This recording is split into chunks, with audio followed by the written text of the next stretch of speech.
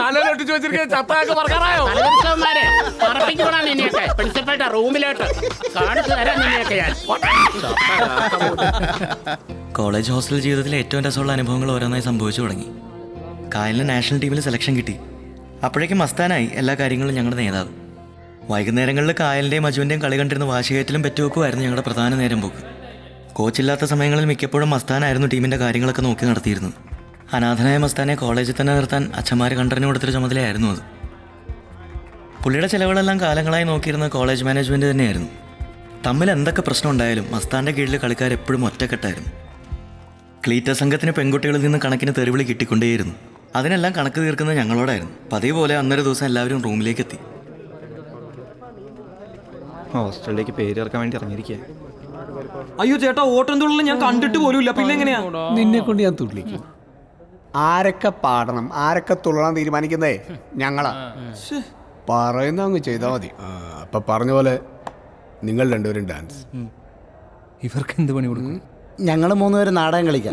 യേശുവിനെ ഒറ്റ യൂദാ. ഞാൻ പള്ളിയിൽ കളിച്ചിട്ടുണ്ട്. സൂപ്പർ. ഈ നാടകം കളി ഞങ്ങൾ പണ്ടേ കണ്ടതല്ലേ. ഇനി അത് വേണ്ട.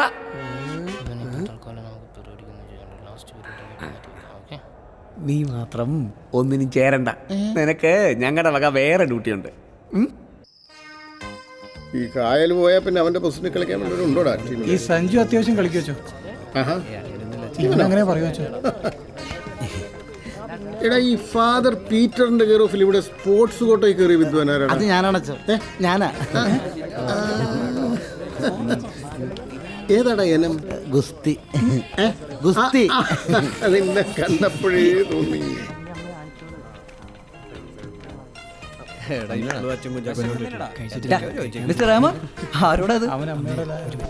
അമ്മ ഞാൻ എന്നാ അങ്ങോട്ട് പിന്നെ വിളിക്കാം. ശരി.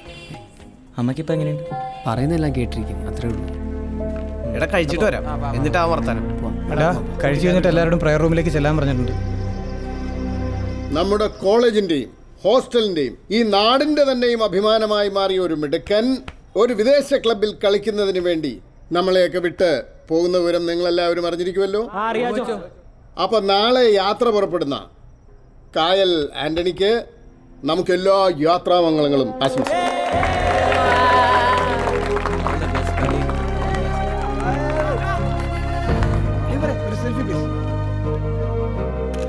അങ്ങനെ ഇരിക്കുമ്പോഴാണ് ഒരു ദിവസം ഹോസ്റ്റലിലേക്ക് അജുവിനെ കാണാൻ ഒരു ഗസ്റ്റ് വന്നത്. അമ്മ മരിച്ചതിന് ശേഷം ഒരിക്കൽ പോലും അജുവിനെ കാണാൻ ഇഷ്ടപ്പെടാതിരുന്ന അവൻ്റെ പപ്പയായിരുന്നു അത്. കാണാമെന്നതിലുള്ള അനിഷ്ടം മുഴുവൻ ഡ്രൈവറുടെ മേലവൻ പ്രകടിപ്പിച്ചു. ആ സംഭവത്തിന് ശേഷം 2 ദിവസത്തേക്ക് അജു വളരെ മൂടോട്ടായിരുന്നു. ഇനി മേലാൽ അദ്ദേഹം കാണാമെന്ന് അവനെ അറിയിക്കേണ്ടെന്ന് ഞങ്ങളോട് അവൻ പ്രത്യേകം പറഞ്ഞു. സ്പീക്കറിൽ കേൾക്കുന്ന പാട്ടുകൾ സീനിയേഴ്സ് ഇരട്ടി ഒച്ചത്തിലാക്കി. വരാൻ പോകുന്ന ഹോസ്റ്റലിയുടെ പ്രാക്ടീസ് ആണെന്നാണ് കാരണം പറഞ്ഞത്. എന്ത് ചെവിട് പൊട്ടുന്ന പാട്ടാണ്. നിനക്കൊക്കെ വേറെ നല്ലതൊന്നും കേട്ടൂടെ? ഉമ്മാരെ കൊണ്ട് നീ ഉമ്മാരോടൊപ്പം ഇരിക്കുകയാണ്. ആ വായലെടുത്തോണ്ട് വാടാ. ജൂനിയേഴ്സ് ഉൾപ്പെടെ പലയിടത്തും റിഹേഴ്സൽ പൊടി പിടിക്കാൻ തുടങ്ങി. ശ്യാമിൻ്റെ ശ്രദ്ധ മുഴുവൻ പാടാനുള്ള പാട്ടിലായിരുന്നു. ക്ലീറ്റസിൻ്റെ കുരുട്ടുബുദ്ധിയിൽ എന്തൊക്കെയോ തട്ടിക്കൂട്ട് പ്ലാനുകൾ നടന്നു. ശരിക്കും പെട്ടത് ലൂയിസായിരുന്നു. വയലിൻ പരിശീലനം പറഞ്ഞ് പ്ലാവനാക്കുഴി അച്ഛൻ അവനെ ഇടം വലം വിട്ടില്ല. അങ്ങനെ തയ്യാറെടുപ്പുകൾക്കെല്ലാം ഒടുവിൽ കാത്തിരുന്ന ഞങ്ങളുടെ ഹോസ്റ്റൽ ഡേ എത്തി. ഇന്നാണ് ഞങ്ങളുടെ ഹോസ്റ്റൽ ഡേ മക്കളെ. അടിപൊളിയാണ്. ഞങ്ങൾ തർക്കണാണെങ്കിൽ വാ. ആണോ? എന്നാ ഞങ്ങൾ വരട്ടെ പ്ലീസ്. ചുമ്മാ പടക്കപ്പരെ കമ്പത്തിലേക്ക് എത്തിച്ചോണ്ട് പോണോ? പയ്യന്മാർക്ക് ജോലി ഉണ്ടാക്കാനായിട്ട്. നിങ്ങൾക്ക് ധൈര്യമുണ്ടെങ്കിൽ ധൈര്യമായിട്ട് പോലും. കം ഓൺ മാൻ, നിങ്ങളൊക്കെ ഉള്ളപ്പോൾ ഞങ്ങൾക്ക് എന്ത് പേടിക്കാനാ? ഹോസ്റ്റലിനൊക്കെ ചാടാൻ പറ്റും. അതിനൊക്കെ ഹെൽപ്പ് ചെയ്യാൻ പറ്റിയാലും ഞങ്ങൾക്കുണ്ട്.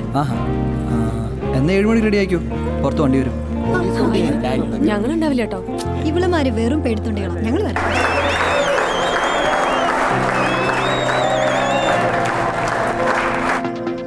ആരുമില്ലല്ലോ. ഇല്ല ഇല്ല, കേറി പോരെ. ഇവിടെ വെച്ചോ. വരും മതി. ഇവിടെ വെച്ചോ. സഞ്ജു ആ മുഖംമൂടി കെട്ടിയവരൊക്കെ പുറത്തേക്ക് പോയേ. നിങ്ങളുടെ പരിപാടിയാ വന്നാൽ മതി. നിന്ന് വരിക സ്ഥലമില്ല. നമ്മുടെ മുത്തിപ്പോ കുത്തിയിരുന്ന് പഠിത്തമായിരിക്കും. എനിക്ക് ഉറപ്പാ, അവൻ നമ്മുടെ കടത്തിന്നെല്ലാം നമ്മളെ വലിച്ചു കയറ്റും.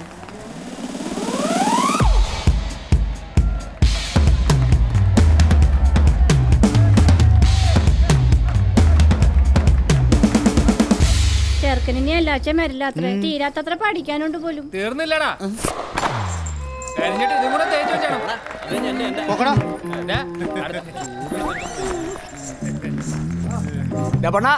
എന്താണ് നിന്റെ തേപ്പ്? അതെ ഒന്നിന് വേഗം വന്നില്ലെങ്കിൽ നീ ഒന്നും കഴിഞ്ഞിങ്ങ് വാ കേട്ടാ. അപ്പൊ എനിക്ക് ഞാൻ രണ്ടും കാണിച്ചു തരാം. എന്നെങ്കിലും എന്റെ കയ്യിൽ വരുവാ. ഞങ്ങളുടെ കൂടെ ആകുമ്പോഴത്തേക്കും തിരിച്ചു വന്നേക്കണേ നീ ചതിച്ചേക്കല്ലേ. പേടിക്കില്ല, ഞാൻ ശരി ശരി ഓക്കെ. എന്റെ കളർ ഇങ്ങനെ ആയിപ്പോയി. ഞാൻ എന്ത് ചെയ്യാനാ? എന്തോ ഒരു അപ്പന്മാരെ കൊണ്ടുവന്നു എല്ലാം പണി കിട്ടും. ഏതെങ്കിലും ഒന്ന് അച്ഛനും പിടിക്കണ്ടേ? അമ്മേ, അനി നമുക്ക് സെൽഫി എടുത്താലോ?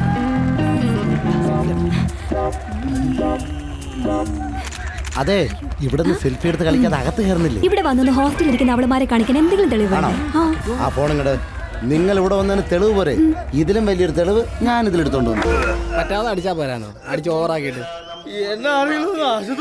കൊണ്ടുപോകാന്ന് പറഞ്ഞില്ലേ? അടിക്കാൻ അവന്മാര് വന്നോട്ടെ.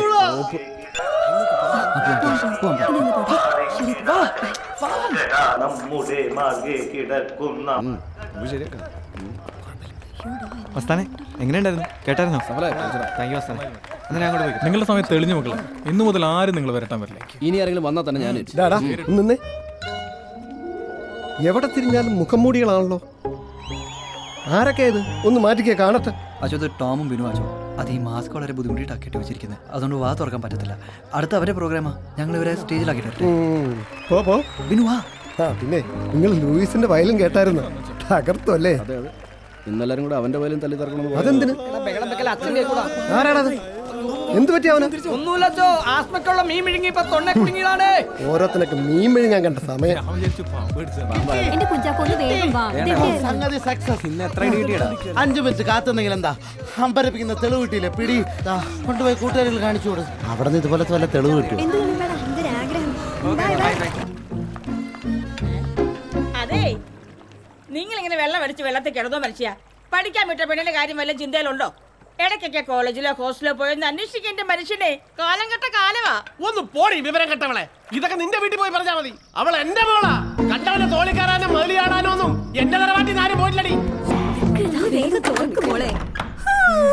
മോളെ ഹോസ്റ്റലിന്റെ അടിപൊളിയായിരുന്നടി.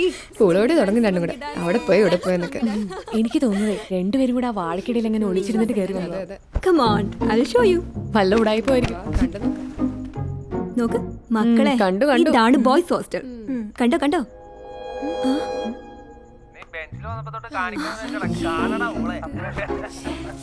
അയ്യോ, ഇതെന്താ? അയ്യേ, ഇതാ ജിമ്മിൻ റോണിയല്ലേ? വൃത്തികെട്ടൻ. ഇതെങ്ങനെയാ? ഇതെടുക്കാനല്ലേ നിങ്ങൾ നിങ്ങൾ ഇവിടെ വന്നതിന് തെളിവ് പോരെ? ഇതിലും വലിയൊരു തെളിവ് ഞാൻ ഇതിലെടുത്തു തരാം. ഹലോ മിസ്റ്റർ കുഞ്ചാക്കോ, സകല തെളിവ് ഒപ്പിയെടുത്തിട്ട് താങ്കളുടെ ഉറങ്ങാണോ? അങ്ങനെ ഹോസ്റ്റലിന്റെ ഗംഭീരമായെങ്കിലും പിറ്റേന്ന് ടിങ്കുവിനും ടീമിന് നല്ല പണി കിട്ടി. അലറിക്കോവി ഇവനെ ആശുപത്രിയിലേക്ക് ഏറ്റിക്കൊണ്ടുപോയപ്പോ പറഞ്ഞ എന്താണെന്ന് അറിയാമോ? ആസ്മക്കുള്ള മീൻ മെഴുകിയതാണെന്ന്. ഞാനതൊക്കെ വിശ്വസിച്ചു. ഇനിയും പേരൻസിനെ കൂട്ടി വന്ന് പ്രിൻസിപ്പളിനെ കണ്ടിട്ട് ഹോസ്റ്റലിൽ കയറിയാൽ മതി. എന്റെയൊക്കെ വേഷം കേട്ടല്ലോ. എടാ, നിന്നോടൊക്കെ ആര് പറഞ്ഞ ആശുപത്രി പോയി തല്ലുണ്ടാക്കാൻ? ഇവനെ കൊണ്ട് ചെന്നപ്പോൾ മൈൻഡ് പോലും ചെയ്യാതെ ഡ്യൂട്ടി ഡോക്ടർ പറയാ ഇവന് വയറ് നിറച്ച് മോരുവെള്ളം കലക്കി കൊടുക്കാൻ. അതുകൊണ്ടാണ് അച്ഛോ വയലന്റ് ആയത്. ഇന്നാളത്തെ പോലല്ല, ഇനിയെങ്കിലും നിനക്ക് മാച്ച് ആവുന്ന ഒരു തന്തയും കൂട്ടിക്കൊണ്ടുപോകാം കേട്ടോ. മാക്സിമം അപ്പൊ നോക്കാം.